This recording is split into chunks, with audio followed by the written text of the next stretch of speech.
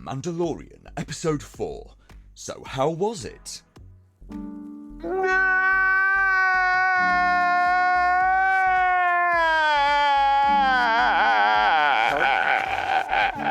It's back. After a brief hiatus last episode, this episode was action-packed, and it was also probably the single stupidest episode of this show yet. That was atrocious.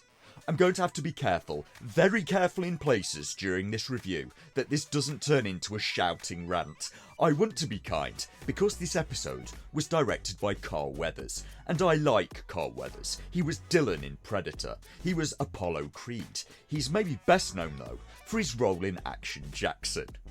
I want to be kind, but I just can't. Not after that. This episode is not his fault. The direction is not perfect, there are maybe a few problems with it, but the lion's share of the problems are the writing. And by lion's share, I mean 99%. And this has been the case for every episode bar one this season. This was shocking. So we start off with a recap, and they showed the young guy who was almost eaten by the giant alligator turtle in episode 1. Do you remember that? How he was almost eaten on that beach outside the cave by the giant alligator turtle in episode 1. I'm going to do a flashback of my own. Do you remember that young boy stood on the shoreline receiving his Mando helmet, and then that massive alligator turtle arrived and started thrashing around on the beach and eating the Mandos, and they fired grappling hooks into its neck so it could death roll and squash them, and the armourer tried to hit it with a tiny toffee hammer despite it being the size of a building. Did you remember that? Yes? Do you know who doesn't? The Mandalorians, because me if they're not all back training on that same beach again.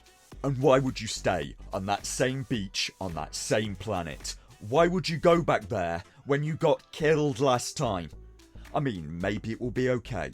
Maybe the Mandalorians thoroughly checked the planet and that was the only alligator turtle on it. And spoiler, they didn't, because another one appears in this episode and a lot worse happens too. The Mandos are training by just firing out across the water for reasons. They don't even have any targets set up, and they're training in wrestling and hand-to-hand combat. Oh, save me, Baby Yoda. Baby Yoda is being made to train with the other Mandalorians, and wait, they're going to make Baby Yoda into a Mandalorian. So the rules are that you can never take your helmet off, but apparently other species are allowed. And they're never going to get a Mandalorian helmet on him with those ears anyway. So Grogu is going to train with the other young Mandalorians who are currently wrestling. And how? He doesn't even come up to one of their kneecaps. And it's the same lad who nearly got eaten by the alligator turtle in episode 1. On the same beach where he nearly got eaten, he's now training and wrestling. Did the writer of this episode, Jon Favreau, not talk to whatever idiot wrote episode 1 and realise how dumb this was all going to turn out? Let's see who wrote episode 1. Oh, that was also Jon Favreau. So Mando makes Grogu challenge the much larger youth, and it's for the youth to pick what sort of contest they will be engaged in. And wrestling would seem like the obvious choice for him to pick. He was just doing it, he seemed quite good at it, and he'd be at a massive advantage against tiny Baby Yoda. It would maybe be quite funny to see the youth punt Baby Yoda like a rugby ball. But the youth instead sportingly picks darts, one of the few activities he could have picked where Baby Yoda would be at a distinct advantage. They have to shoot at each other, and each one only has 3 shots. In round 1, the youth shoots Baby Yoda in the chest. In round 2, the youth again shoots Baby Yoda. In round 3, Baby Yoda shoots the youth 3 times. So to hell with the rules, I guess. It's a shame the youth didn't know that was an option in round 1. The youth walks away and gets snatched off the beach by a flying giant dragon thing. And what? This lad isn't the luckiest chap, is he? He seems to be literal monster bait, and me sideways. Not only did the Mandos go back to the same beach on the same planet, outside the same cave, where a bunch of them got squashed and eaten in episode 1 by a giant alligator turtle. There are also giant flying dragons around, randomly snatching their children. And why are you still here? You found out that Mandalore's fine last episode. Go there. Go somewhere else. Go anywhere else. So the Mandos with jetpacks take off to chase the dragon as it takes the youth back to its lair. They follow until their jetpacks are out of fuel. Then one of the other Mandos says to Mando, I'm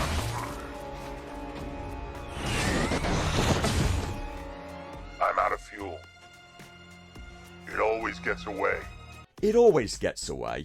And watching this episode, I nearly exploded. What do you mean it always gets away? You mean to tell me that this has happened before? How many times has this happened?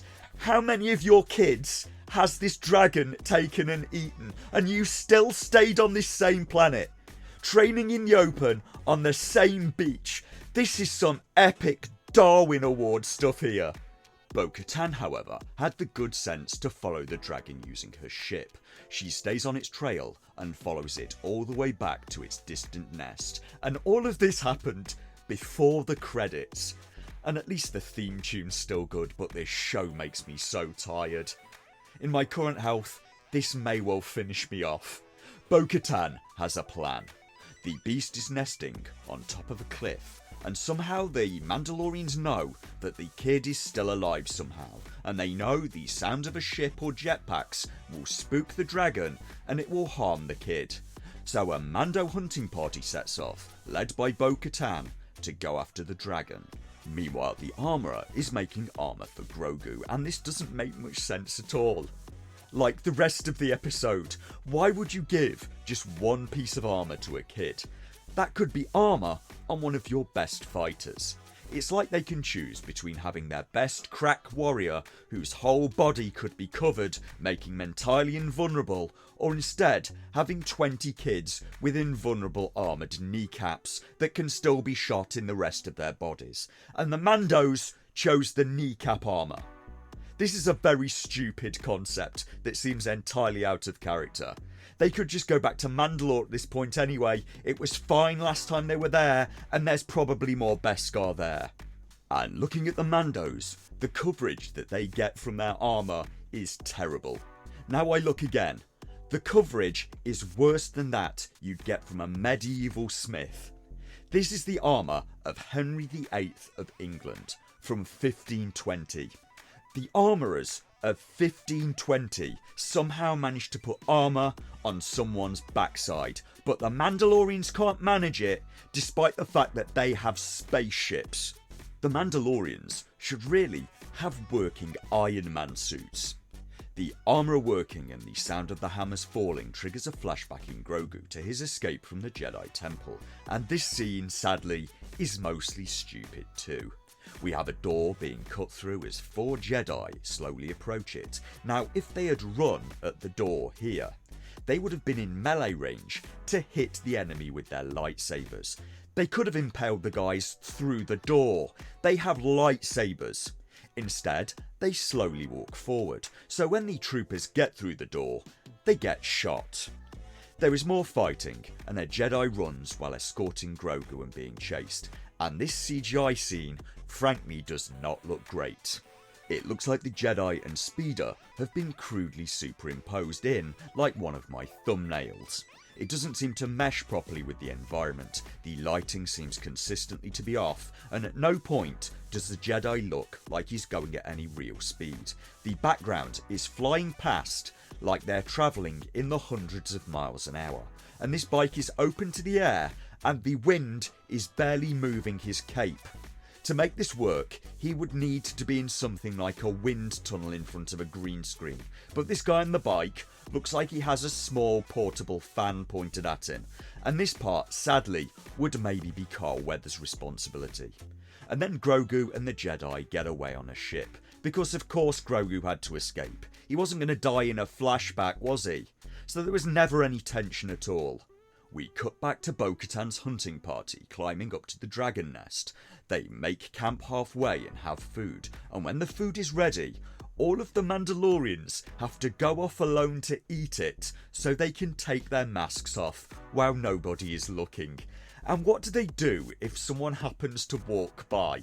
Is that it? Are they just an apostate from that day on? How intelligent does the creature have to be that sees them without the mask on to have to make them an apostate? If a salacious crumb happens by and sees them, are they still an apostate? How about a beetle? This is Star Wars. Almost everything on every planet seems to be sentient. Where do little Mandalorians come from in this universe? Do Mandos get married and then the husband and wife never see each other's faces without the helmets on for the rest of their lives?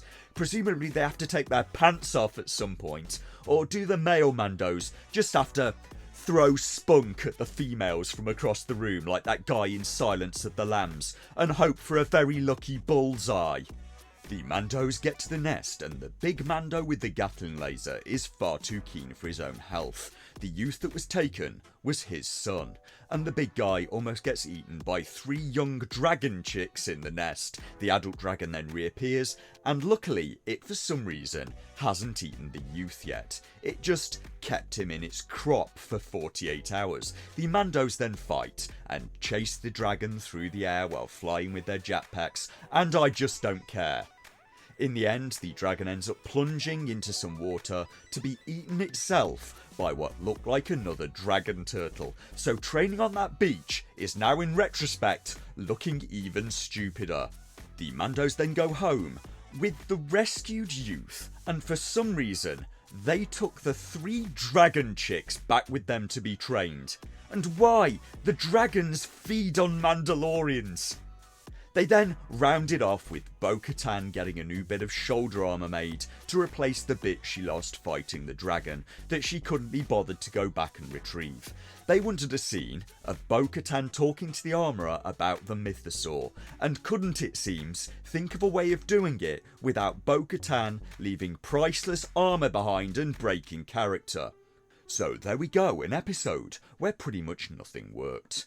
This series costs an estimated $15 million an episode to make, and that, I gather, was for season 1. With episodes like this that are pretty much all stupid action scenes, I have to imagine that the price tag is much higher for season 3, and this in a world where kids are starving out of want for $1's worth of food. There was barely any character development in the whole episode. Grogu learned to be more confident. Bo-Katan is trying to fit in with the outcasts. The closest it probably got was the dragon dying. Some of the finest CGI artists in the world are working on this series, as well as the costume department, sets. It has some fine actors for something that ended up like a 50s creature feature and yet made a lot less sense. This writing was an insult. What a grotesque waste of talent, money and time.